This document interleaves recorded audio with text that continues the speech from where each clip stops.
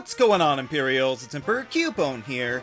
Some people love the start of a new Pokemon game and getting to build out a new team. Some people prefer the exciting mid-game full of exploration and secrets, while other players would rather engage in the side material such as contests, breeding, or even the Pokeathlon. But there's always a thrill when you finally reach the culmination of your journey to beat the game, and that is exemplified no place better than the Elite Four. This collection of peak trainers are meant to show off all that you can fully achieve when you go all out. And sometimes these four Pokemon Masters and their champions definitely deliver.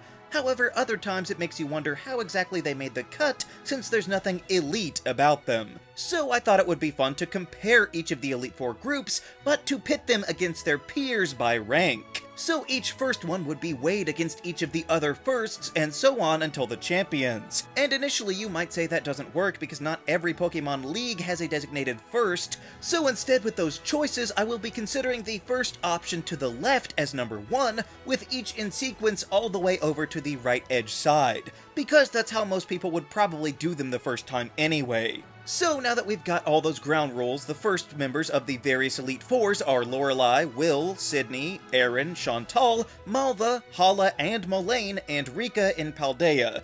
And I kind of already lied because we have one more logistical spot to clear up in Galar, since that region doesn't have an Elite Four, which is actually kind of awesome, so you get to do a tournament like the anime instead. However, the order is fixed.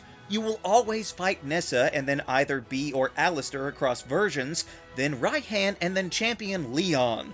So I feel like this works out, and actually once you leave the semifinals, your first official battle is interrupted by your old grandma of Arrival, so he kind of technically acts as the first Elite Four member, since he is officially sanctioned as a gym leader by the end, so we'll throw him into the mix. So now that we have all of that settled, who is the worst of the first?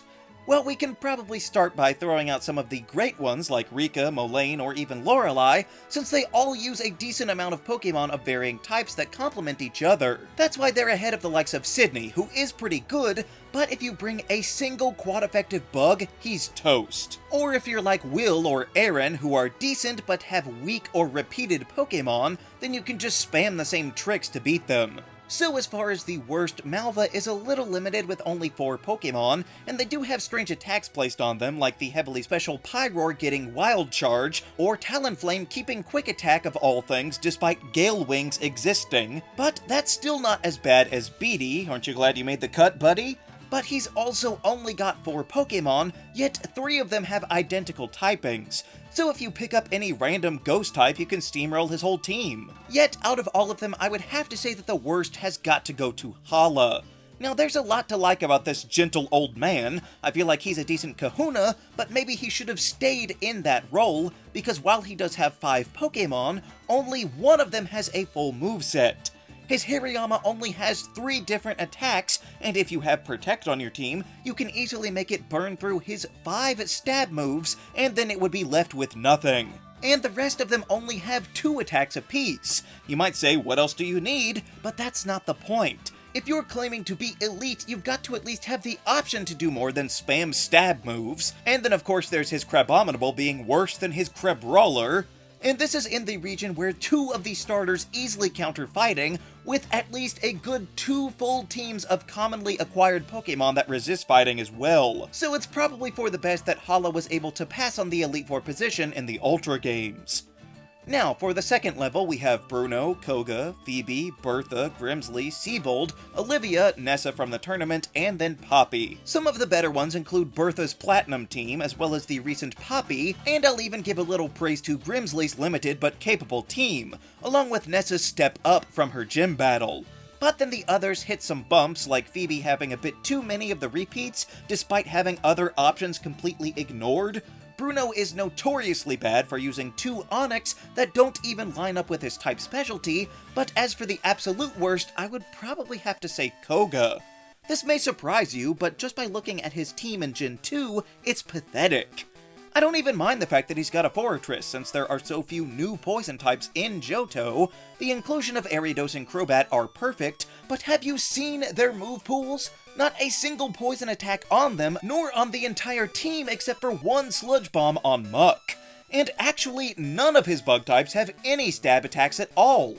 Now, I will give Koga that he fixed some of this in his Gen 4 team, having more than just Toxic as a poison move, but my main problem is the Venomoth here. I get that you probably wouldn't want a Quillfish in the Elite Four, that's fine, but why of all the dozens of Gen 1 poison types did they pick another bug type, when he already had 2 of them? Literally anything would have been better so that the weaknesses would only overlap 80% instead of all the way. But it is quite a jarring experience, because if that's how he puts his best foot forward, it makes me wonder how he ever got past Gym Leader in the first place.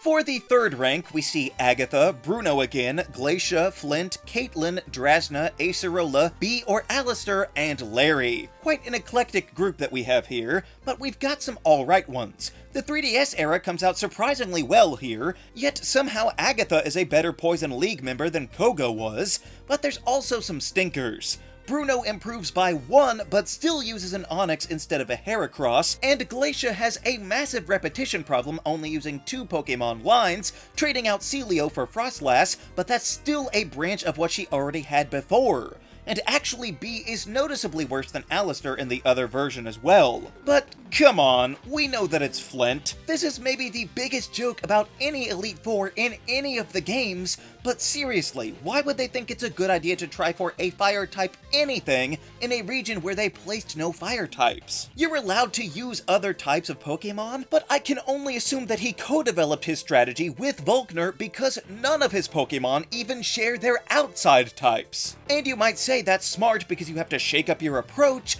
but that defeats the purpose of being a type specialist. He might as well be your rival or even a champion. I mean, by that logic, Leon is just as much of a fire type trainer as Flint is. And this wouldn't even be the end of the world, but then they overcompensated by giving him too much fire. If using Pokemon that don't fit was supposed to be his signature strategy, then that would be one thing, but since he abandoned it at the first possible opportunity, it clearly reeks of someone forgetting about the assignment until the night before, so he just hastily slapped together something. You might say that's not his fault for the developers not putting enough options in the game, but number 1, that's not how that works. The game developers can put in whatever they want, since they are literally building the region and making the rules, but number 2, there were multiple other unclaimed typings across Sinnoh that Flint could have tried for instead. But it seems like he just wants to be a contrarian and never fully commit to any one tactic. And in the titular 4th spot, we see Lance, Karen, Drake, Lucian, Marshall, Wickstrom, Kahili, Raihan, and Hassel. The Dragon type is certainly popular in this last position, but unsurprisingly, these trainers are overall quite tough. I may not like the makeup of Lucian's team, but I lost to him too many times as a child to not respect him for it. Wickstrom's team isn't the greatest, but his Aegislash pretty much saves the whole thing, and of course Drake has a pretty lackluster team with multiples of the same Pokemon like Flygon, or even a worse version of the same Pokemon, like having a Shelgon instead of another Salamence. He did get a Kingdra later, but Horsey was in the original Ruby and Sapphire, so why couldn't he just have one from the start? But there were still only so many Dragon types, so it's a little more forgivable than, say, Karen in Gen 2. Granted, Dark was still new, but there are a lot more evil, malicious-looking Pokemon that you could use before you get down to Vileplume. But we all know that's still not as bad as Lance. Sure, his narrow scope is because there was only one line of Pokemon that would fit, which is why we got so many of the same, but would it have killed them to use more than one Dragonite? Especially when both of his Dragonair are over the level of evolution? But really, I'm not even talking about Gen 1, even as recently as the Let's Go games, Lance was shirking his responsibilities by only having one Dragon on his team.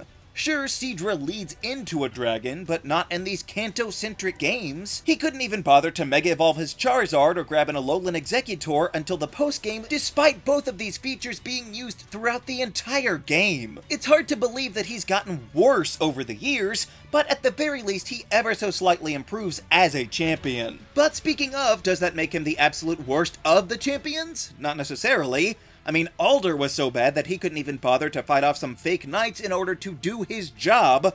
But of course, I'm not even gonna count Trace because he's just a weird, time-displaced alternate version of Blue, and he would make it so that it's no contest since none of his Pokemon have 4 moves, not even his Mega Pidgeot. So the champs that we'll be considering are Blue, Lance, Steven, and Wallace, Cynthia, Iris, Diantha, Kukui, or Hao aren't exactly the champion of the region, but they do still fill that narrative role. And then of course we finish with Leon and Geeta in the latest generations. I won't even waste time talking about most of the mid-generation options since they're all pretty good, but as much as I was really eyeing Hao for his lack of full movesets on one of his starters, despite Kukui having them in the previous games, I think the worst has got to be Geeta from Scarlet and Violet. It sounds impossible to have the worst champion be from the most recent games, but her team is extremely lacking. First of all, she steals other Pokemon from previous gym leaders across Paldea for no reason. The only other Elite Four member to use a gym leader's Pokemon is Larry, because he actually is a gym leader, so that shouldn't really count. It's not like they ran out of other new Pokemon for her to use, with plenty left open to claim. But not content with pilfering from her own region, Geeta also picks up some of the greatest hits from the Kalos gym leaders for some reason, which defies all intelligence. The only thing left for her to do now is use a Mega Lucario and strap on some roller skates. I know that trainers are not required to exclusively use Pokemon introduced in that generation, but if anyone is going to display the strengths of a given region, it ought to be the most powerful one around,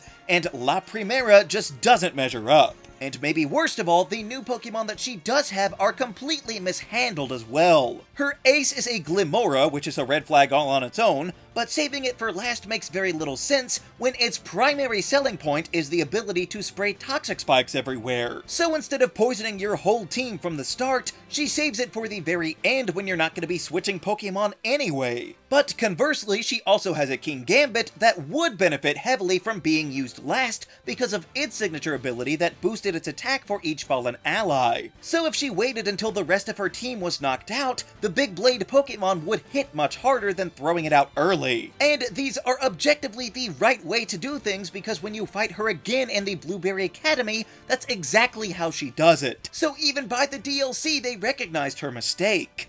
Nobody forced Geeta to choose a stale flower as her partner, but when she doesn't even effectively embody her own region, sloppily steals from other trainers' Pokemon, and outright doesn't even know how to set up an effective team, it really calls into question who's calling the shots on promotions within the Pokémon League. But what do you think are the worst Elite Four members at every rank? Do you think I should have included those losers from the Indigo Disc? Let me know down in the comments. Also, be sure to leave a like, share this video, and subscribe so that you too can become an Imperial today. And until next time, stay grounded.